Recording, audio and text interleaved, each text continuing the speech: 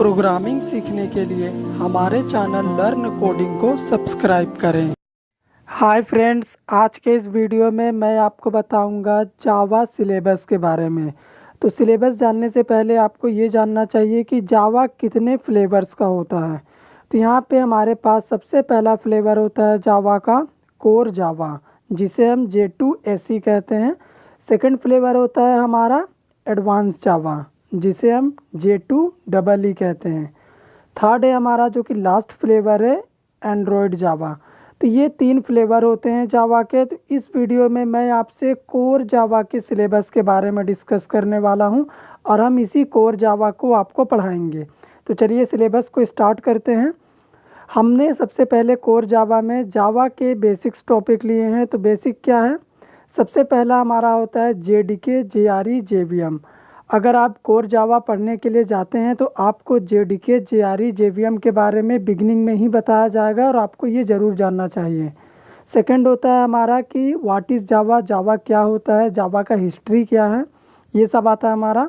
Third आता है हमारा डेटा टाइप, ये भी एक बेसिक टॉपिक है। फोर्थ में हमारा वेरिएबल।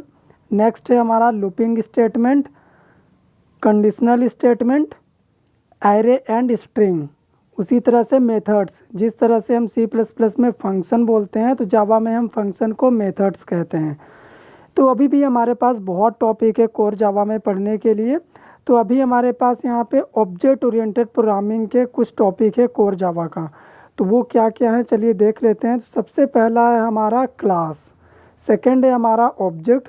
तो बहुत सारे प्री डिफाइंड क्लास है जावा में जिनके बारे में मैं आपको बताऊँगा जब हम जावा पढ़ेंगे। उसके बाद हमारा 10th नंबर पे है ऑब्जेक्ट। अगर आपने C++ पढ़ा होगा तो ये टॉपिक आपके लिए कोई मतलब नया नहीं है, आप इसके बारे में ज़रूर जानते होंगे। हमारा नेक्स्ट है कंस्ट्रक्टर।